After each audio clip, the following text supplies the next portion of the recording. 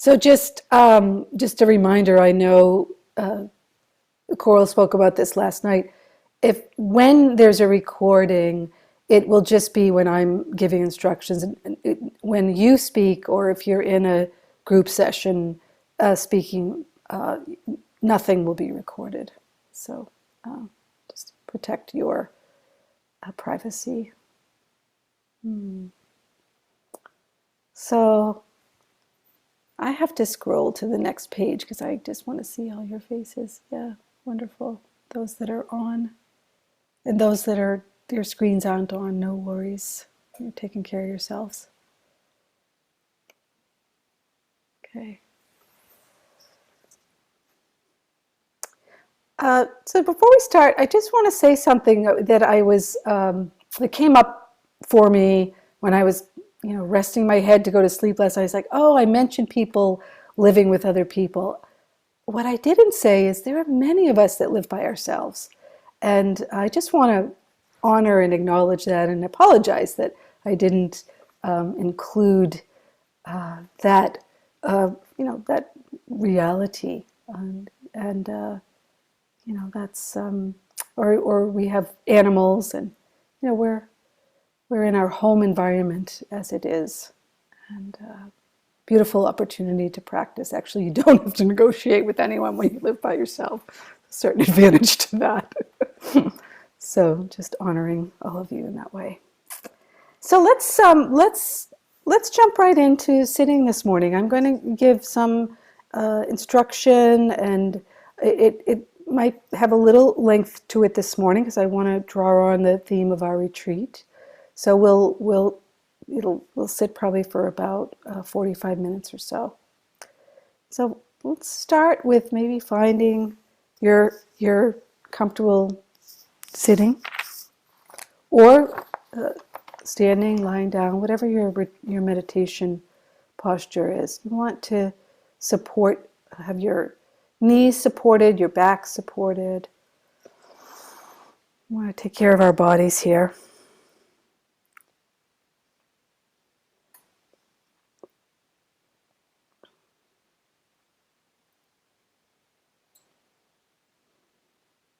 Maybe just drawing in a few nice deep breaths just to refresh your body.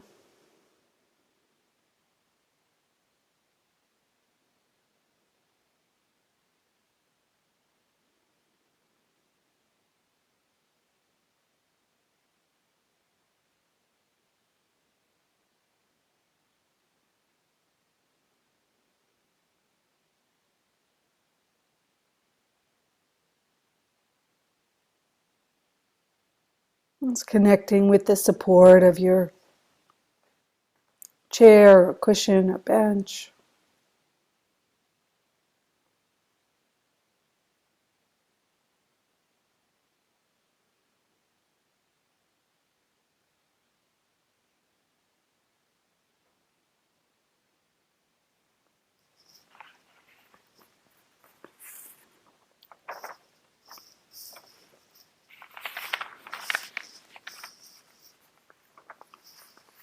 And so just checking in with your mood right now too. Just whatever you notice. Is it excited? Is it dull? Is it a little low energy? Depressed? A little agitated? Or calm, neutral? So can we make room for just whatever mind state is there? They change, these mind states, but sometimes we can battle with them. Sort of, it's extra, really, to battle with what is. It's habitual, but it's what we're leaning into now in this practice is opening to what is, with awareness, with mindfulness, with not also getting lost in it.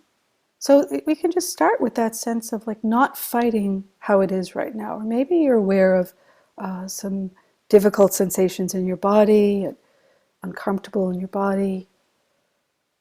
So can we make room for that?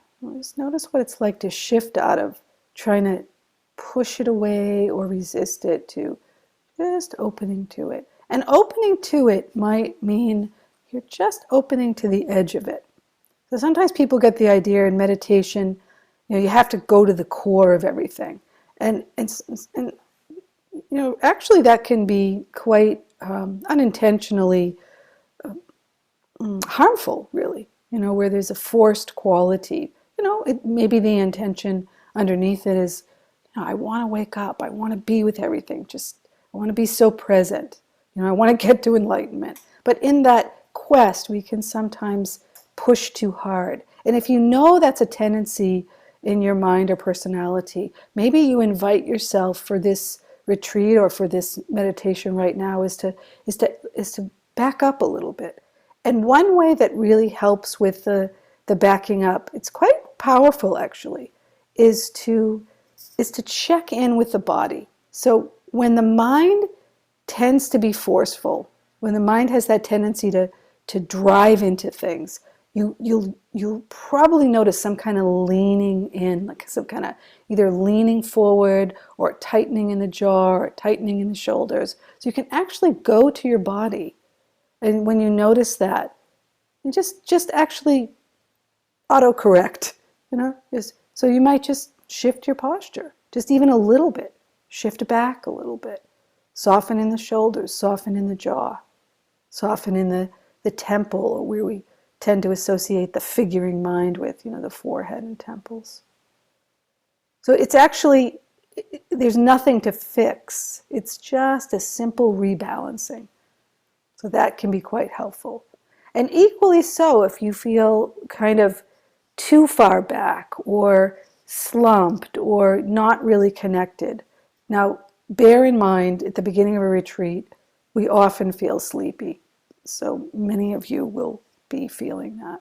But one of the things that you can do to help support your awareness, support the mindfulness, is you can just straighten the posture. You can just readjust your posture. You can open your eyes. You can even stand up if you want. If there's like a lot of sleepiness. Or you could just bring the attention closer in, maybe closer into the breath, or closer in if your practice is more aware of the changing nature of things, the coming and going of things. You can just sharpen your attention with that. So as you can hear what I'm saying, it's this balancing of effort in practice. We're not over-efforting, and if we notice this disconnect or too far away from what's happening, there's nothing to judge there. It's just energy. That's all it is, actually. So we're just rebalancing, straightening up a little bit, maybe taking a deep breath to refresh, and then bringing the attention to what is happening.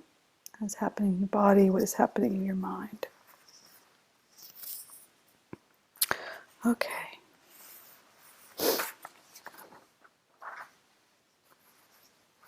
So this retreat, meeting our emotional life with a Dharma heart, I'm curious, and may find out later how many of you, signed up because of that title. And I just find that in these times in particular, many of us are drawn to how do we work with our nervous systems, this changing aspect of our sensitive mental, emotional, physical lives that respond to what's around us, what's inside of us. So we'll be working with that as we move along in the retreat. So one thing that really helps with a clear mind, wise heart, is to establish the attention through mindfulness. And as we establish this attention through direct connection moment to moment, it strengthens the mind. It strengthens awareness.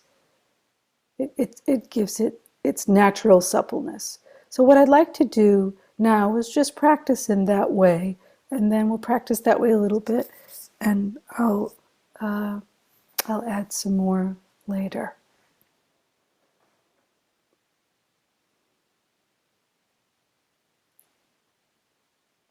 So bringing your attention to the posture itself, sitting or lying down, standing, whatever posture you're in.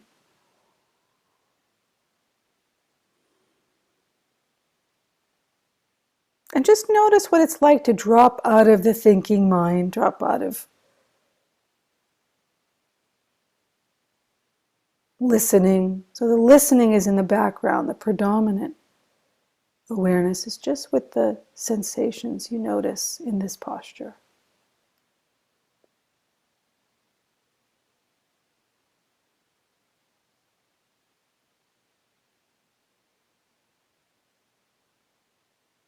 So you might notice tightness or tension or vibration or dullness.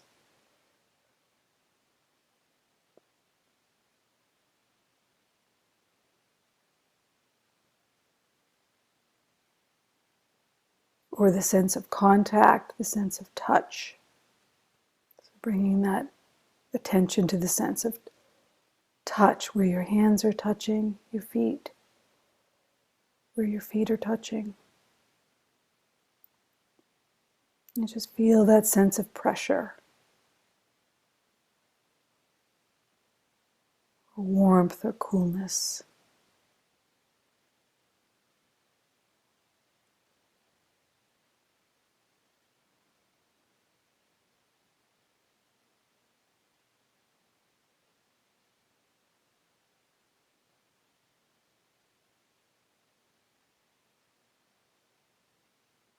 And again, in this embodied presence, we sometimes forget that there's support for the body. There's support behind the back or underneath the buttocks or the floor.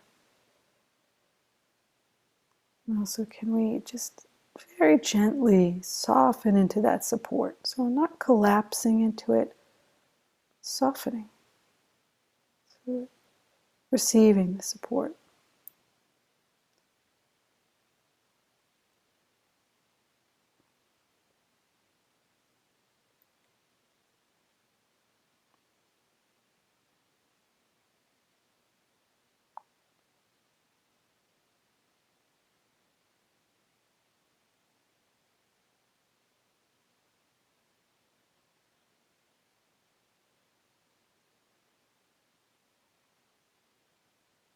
So as you feel the support of the back body, your attention might notice the front body, the chest, the torso, belly.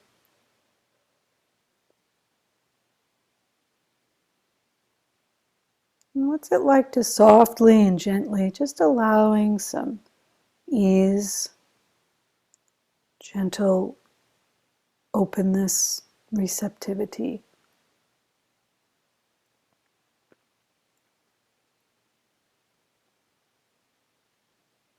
Just however it is. So it's not about constructing something,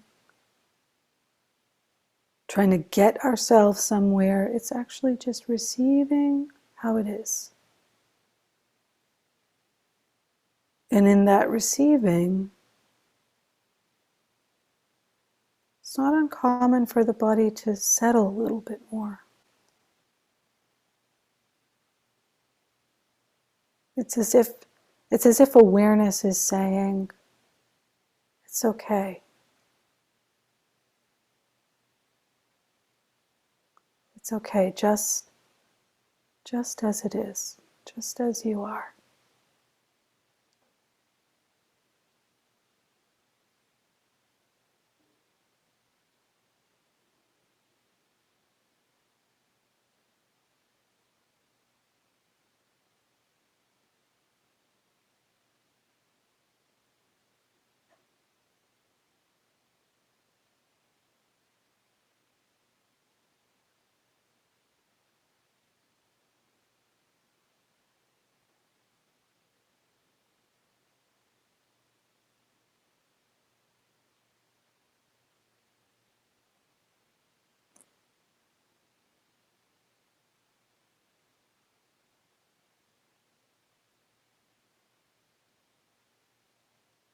So taking this time to just connect with that direct experience of body sensation.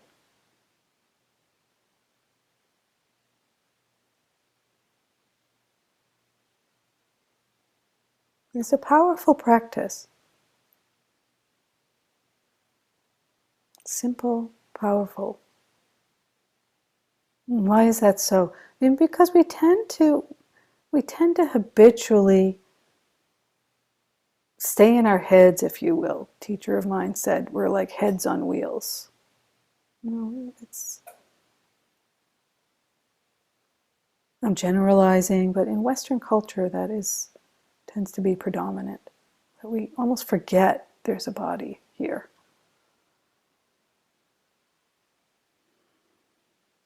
So just taking this time to remember and connect. And as I said last night, if you have chronic pain that you're experiencing and it's difficult to bring your attention to the body, there's many ways you can bring attention to this direct sensate experience. You can bring attention to sound, just noticing, receiving sound.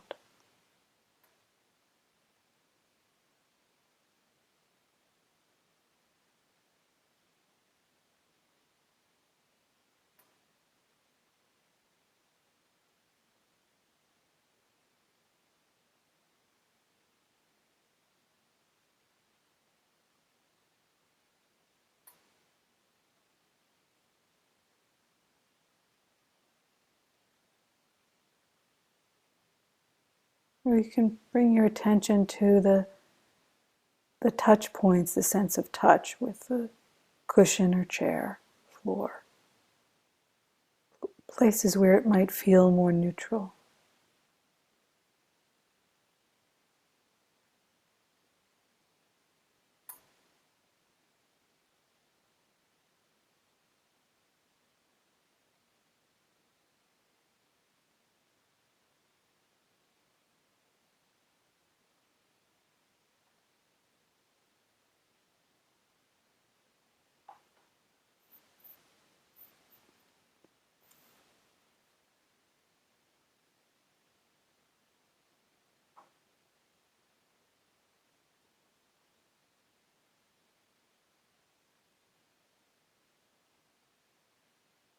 So as it's taught in this particular insight practice, it's quite helpful to have what we call an anchor, a place to return to, if you will, with the attention. And it's traditionally taught that we anchor in the movement of the breath. Why that? Well, the breath is there. It's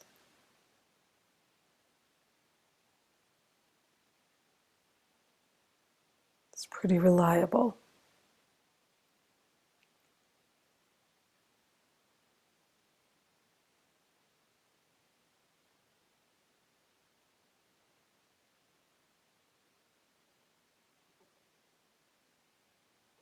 If it's distressful for you to anchor your attention in the breath, you can anchor in sound.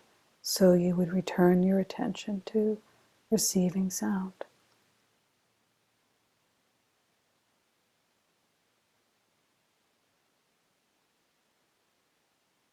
Or to the sensations of the posture, sense of touch.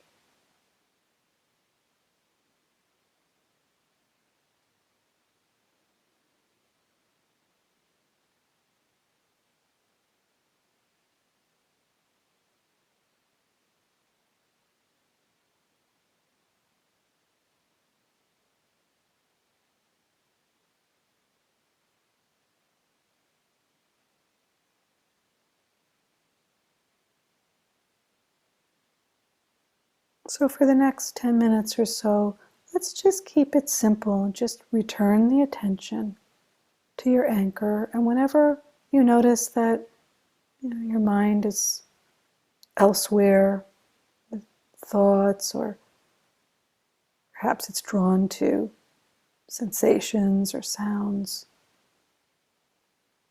No problem. This is the nature of ordinary mind. It goes to what's predominant. So we can just calmly and gently come back to the anchor, just resting in that sensation of where you feel this movement of the breath, receiving it, connecting with it.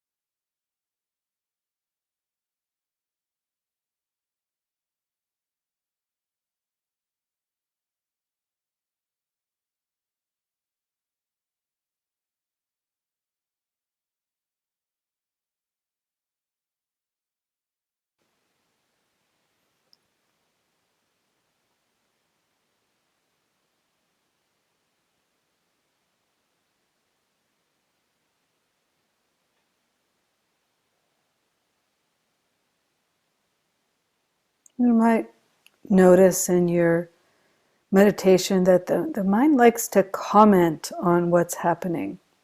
It has a comment for evaluating, trying to evaluate the meditation. You don't need to follow that or even believe it. One common misunderstanding of meditation is that somehow the practice is to stop thinking, and that's not the case at all. So just relax about that. That the mind thinks, it's what it does. The eye sees, the ears hear, generally speaking. Well, the mind thinks.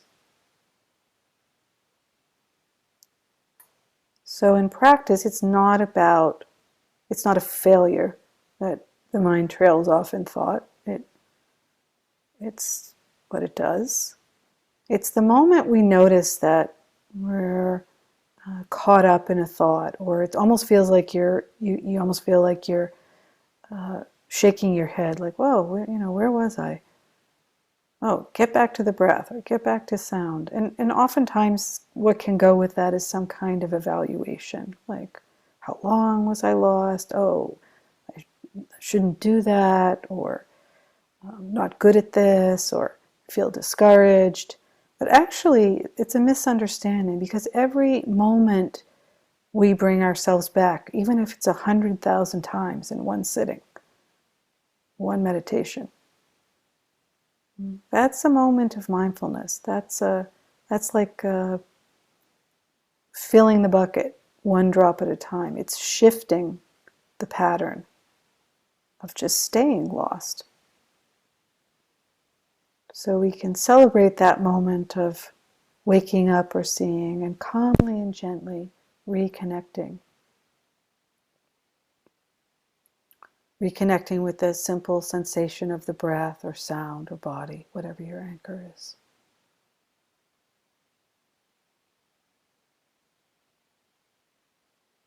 It doesn't matter how many times we feel lost. It's the coming back. It's the building block of meditation practice.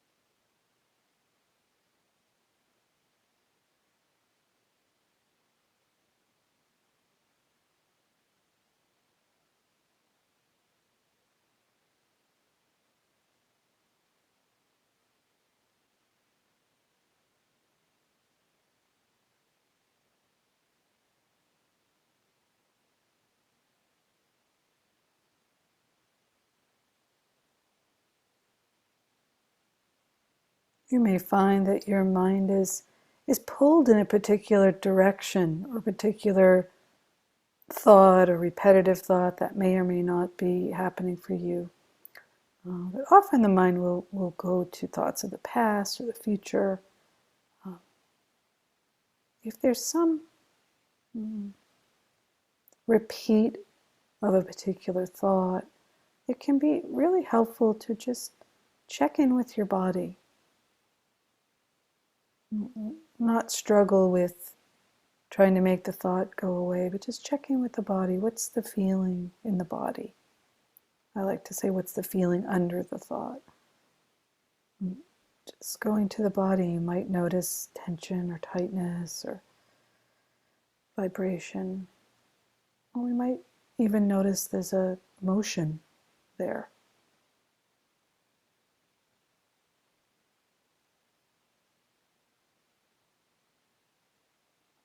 It's fear, anger, jealousy, irritability,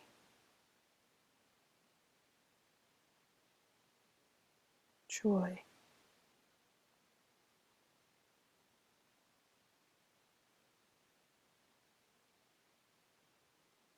Well, if that's not what's happening for you, if your mind tends to be not so, the thoughts are more dull or uh, it's almost dreamlike, you don't need to do extra work to try to discover what are these thoughts and are they about the past, are they future. Just let it be and come back again to breath or sound, posture.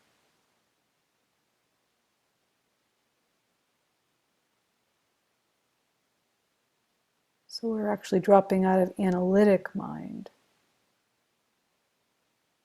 and just coming into more aware mind. What's actually happening right now?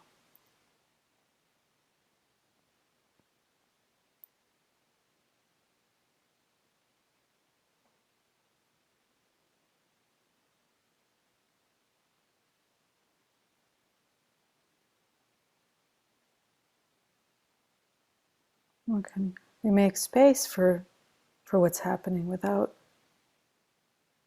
getting involved in trying to change it. Even if it's something unpleasant, we just notice it.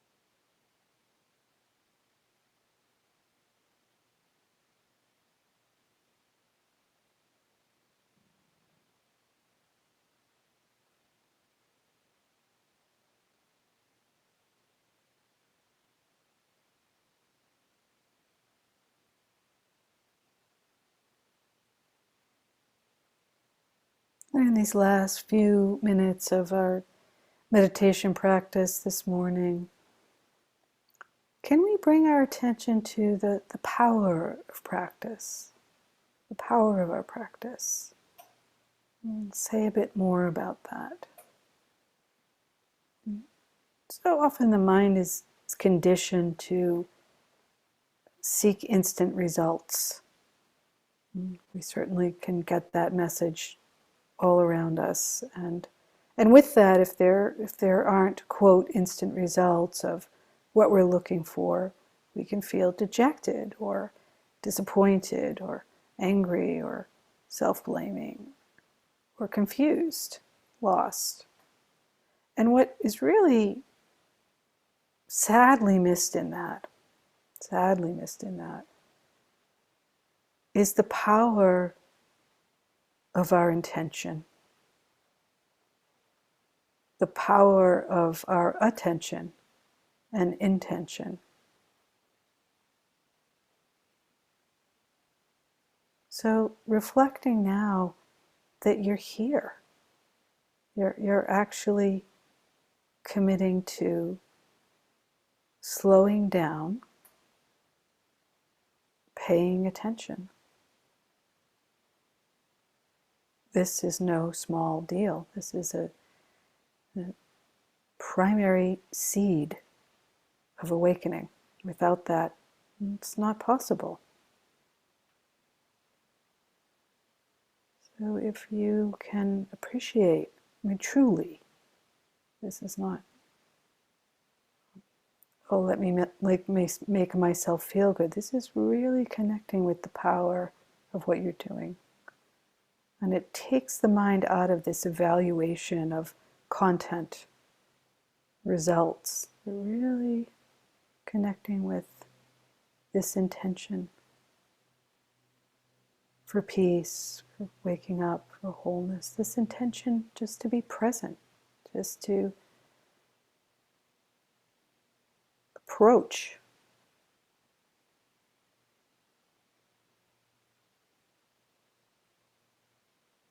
the effort of paying attention.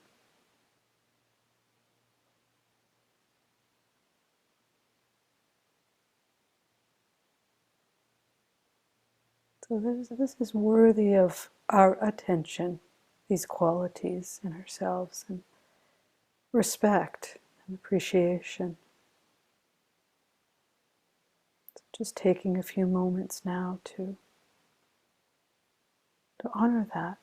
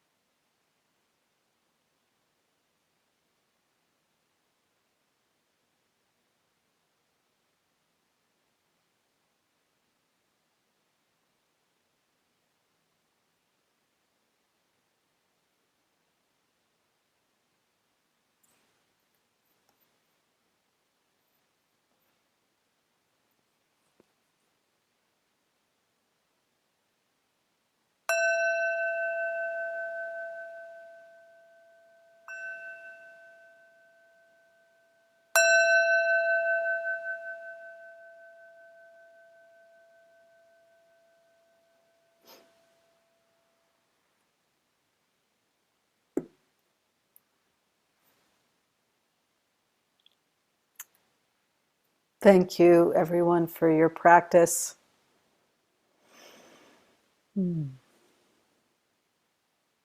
So for those of you that may be new to this particular tradition, you see some people bowing, or I can't speak for other people in our circle of what that means, but I'll just say to each of you, for me, it's a thank you.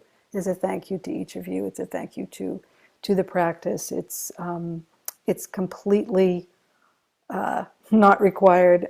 So it may not be what's you may not be drawn to that, or it may not be your form. Please don't even think twice about that. It's fine. Yeah. So I'm going to say a little bit about walking meditation. The other thing, given that we're talking about that, the practice of bowing, and I'm sort of aware of what's behind me, um, you might find that it's just helpful for you to have something near you that that touches your heart, that inspires you. It might be a plant or a flower or a particular object. You can, and maybe a little bit later we might just show them, a few of us. Just something that helps your heart feel connected to to spirit. It could be a photograph, or a rock, or something you've drawn, or it could be anything. And it's fine if you don't have that, but sometimes it can be a nice reminder, particularly if you're struggling. You open your eyes and there's that object that's just a reminder of your heart's intention. So with walking meditation, many of you are familiar with walking meditation, so this was going to just be a review for you. But it's helpful to review walking, and even why do we do walking meditation? So I will say, for if walking is not something your body does, you can work with another kind of repetitive movement, if you have that in your repertoire, and just use the instructions that I'm about to say in that way. So the purpose of engaging in walking meditation is, as I said earlier, the Buddha talked about 4 postures: sitting, standing, lying down, and walking. So what he means by walking is actually all forms of movement. Whether we're washing the dishes, or making a bed, or even dance or yoga. It's movement. Our bodies are in motion. So what he's saying about these postures are they're areas to bring mindfulness to. So in the walking meditation, we stay with that intention to slow things down and to keep it simple. So traditionally taught, the walking meditation is you pick a spot. It depends on what your circumstances are. You can go outside. I don't know where I am. It tends to be a little icy these days. So if you're going outside, be careful. Or you may find a spot in your house. It could be a hallway, where maybe about 30, pick a length of 30 feet, where you're essentially going nowhere with the walking meditation. You're basically starting at one point and going to the end of your walking path 30 feet away. And in that walking, well, actually, let's do a little practice right now with our bodies. If you can stand up, I'll just pull this.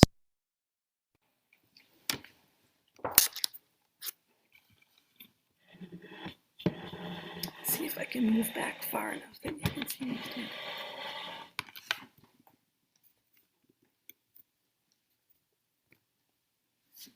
Yeah. Can you hear me okay? Great. Okay, so as we're standing, let's just feel right into the support in the floor. If you have slippers on, maybe you want to take them off so you can feel the floor a little bit more directly. And just letting your feet spread out so you can actually feel the contact of the heel, maybe the big toe, and letting them spread out so you feel that expanse down to the baby toe, across the ball of the foot. And then softening the knees. And as you soften the knees, you might notice the belly softens a little bit, maybe in the pelvic area, softens a little bit, the shoulders can relax. So we're actually just finding our ground. Just releasing whatever clenching might be there. You'll feel some tension probably in the legs as you stand in this posture, but essentially we're just releasing into the support of the floor. And then just letting your body shift to, letting your weight shift to the right as best you can. So you start to feel that weightedness in the right side of the body and the lightness in the left side. Let's register that. Maybe take a few deep breaths. And then shifting back to center. So you feel the balance of weight on both feet. And then shifting to the left. Let's just do that one more time. So connecting through the floor, full feet, shifting to center where you feel the balance and weight balance on both legs, and then shifting back over to the right.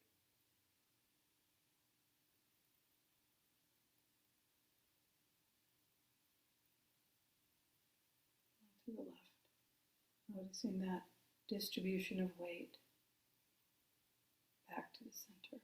So this is actually what happens in walking. Our weight shifts back and forth, back and forth.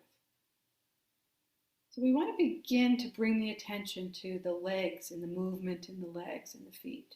That's the primary focus in walking meditation, in this practice. Why is that? It just collects the attention.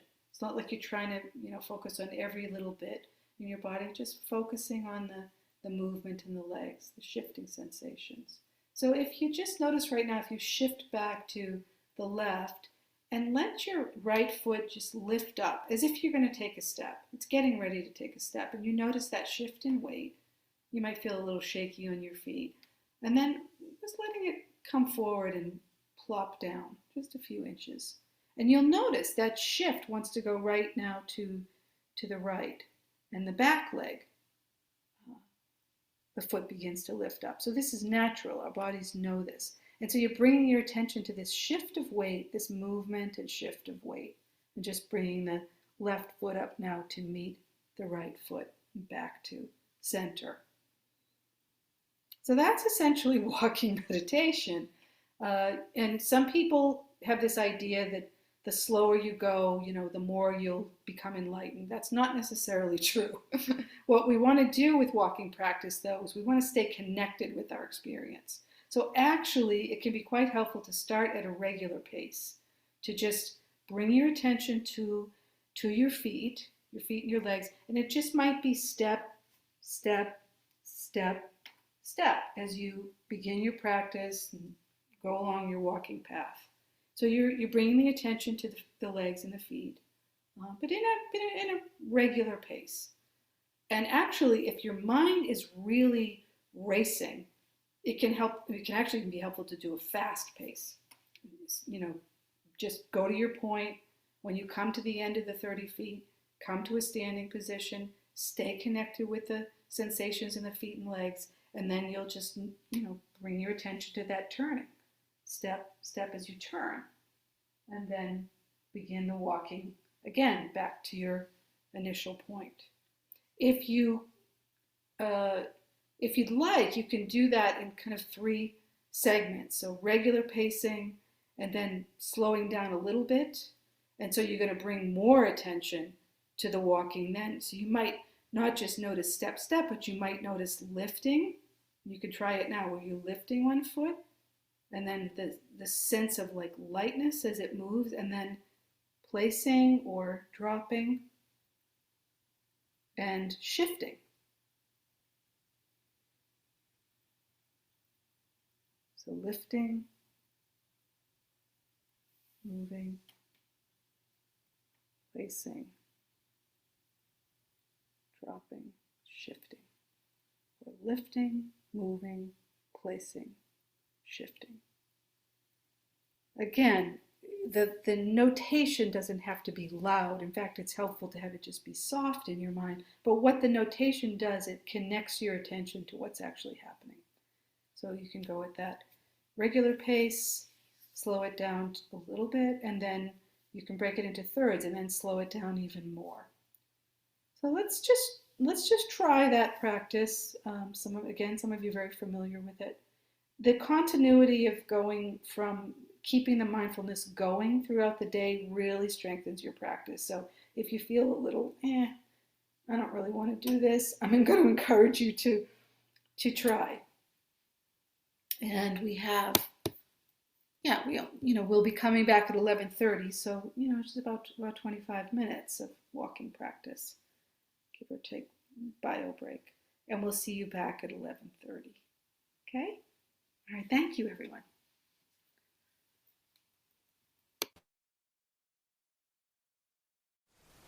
Thank you for listening. To learn how you can support the teachers and Dharma Seed, please visit dharmaseed.org/donate.